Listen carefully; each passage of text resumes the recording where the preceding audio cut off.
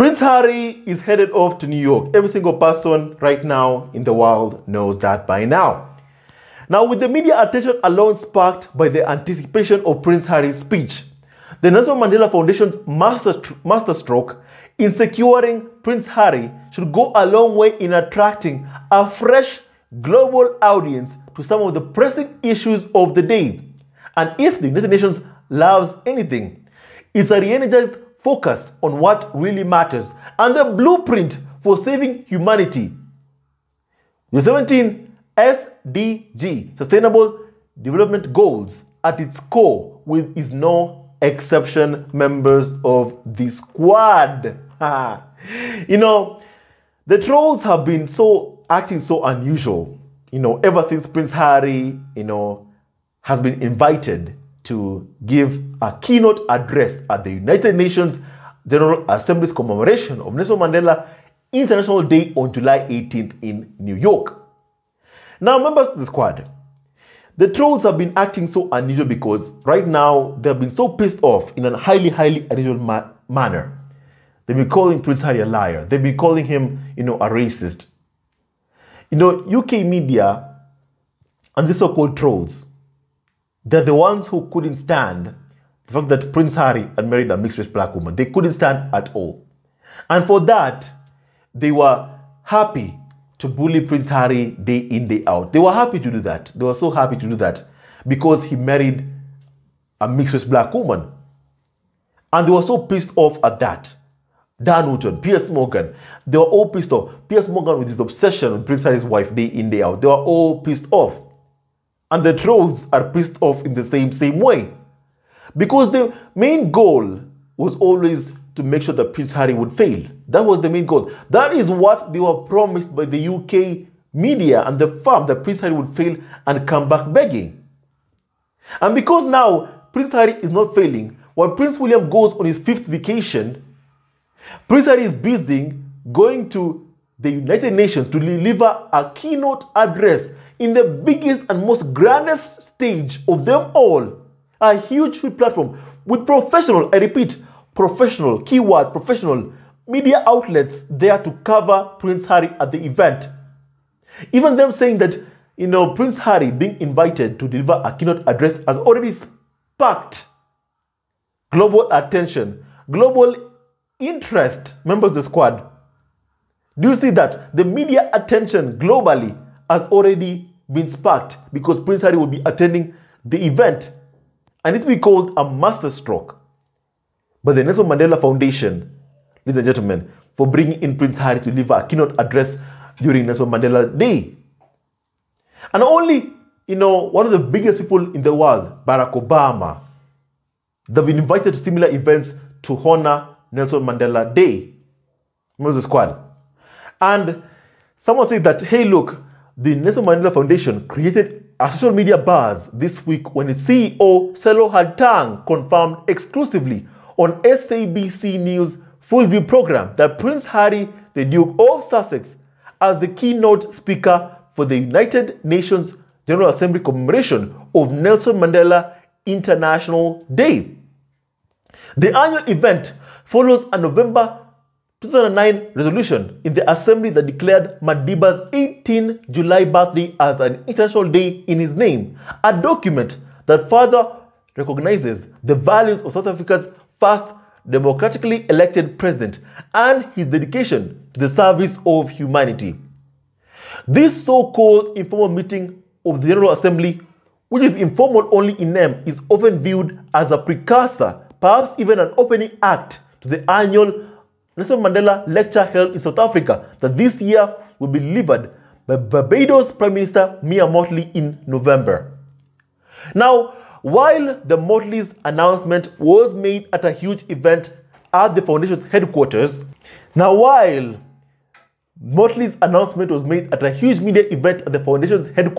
to much fanfare, Prince Harry's confirmation set social media on fire.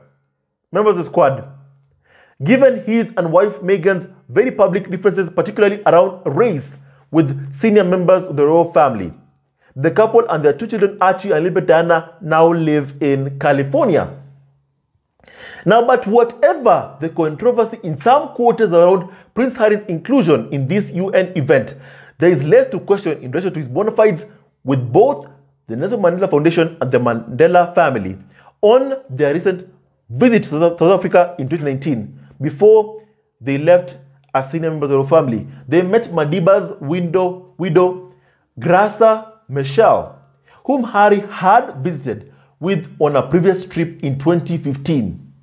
Now, Prince Harry and Meghan also visited a Nelson Mandela Centenary exhibition at Queen Elizabeth Hall in London in July 2018. And who can forget the meeting back in 1987 when Diana, the Princess of Wales, and Harry's mother paid a courtesy call on Madiba while visiting her brother Charles Spencer, who lived in the mother city at the time.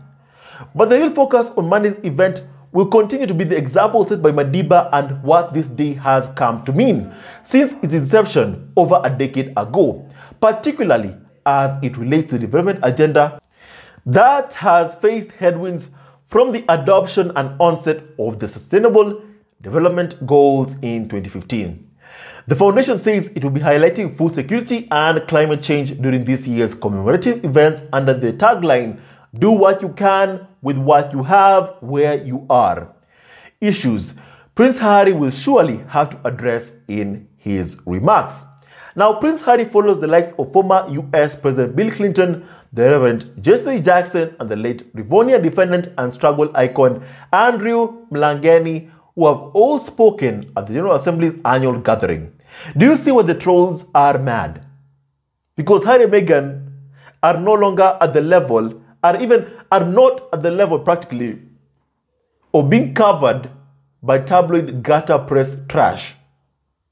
Harry and Meghan are at the level of being covered by worldwide international media, professional outlets, not by gutter press, the Daily Mail, the Sun owned by Rupert Murdoch, or Rothmeyer's, the Daily Fail.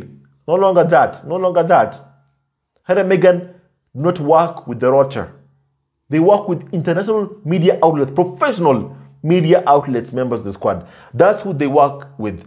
And that's why even the so-called carnival, so-called experts have been so bitter, so bitter, because in their minds, they told their readers that Harry and Meghan would fail.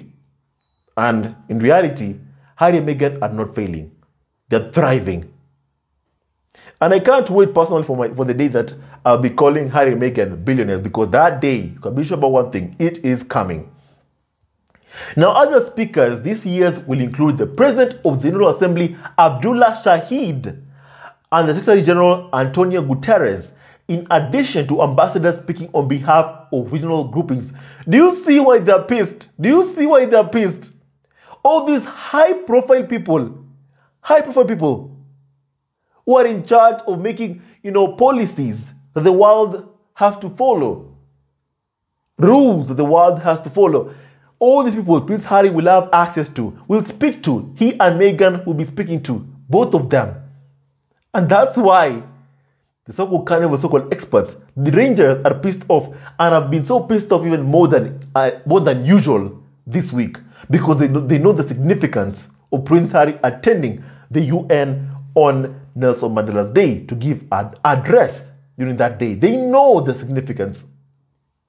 Whatever attempts that they keep on trying to destroy Prince Harry are doomed to fail. They are doomed to fail. Harry and Meghan are in a whole other level. They are in a whole other huge level. Now, UN volunteers, including diplomats, will also join members of the city of New York and others in a cleanup exercise at a public park in Harlem, north of Manhattan, while a proper feeding scheme is also expected to cater to the city's homeless. Speaking at last year's event, UN Chief Guterres highlighted how societies were becoming more polarized, with hate speech on the rise and misinformation blurring the truth. He warned that the ongoing COVID-19 pandemic had made those ills more acute and rolled back years of progress in the global fight against poverty. Prince Harry speaks a year later when all the indicators have worsened, with close to 100 million falling to poverty due to the impacts of the COVID-19 pandemic, Food insecurity has worsened in part due to the conflict in Ukraine, while energy costs and rising inflation are distracting from a growing climate emergency. The global annual to decadal climate report points to a 93% likelihood of at least 1 year between 2022 and 2026 becoming the warmest on record. And we cannot wait to see and hear what Prince Harry has in store in his address to the United Nations. The United Nations, members of the squad, the biggest platform of them all.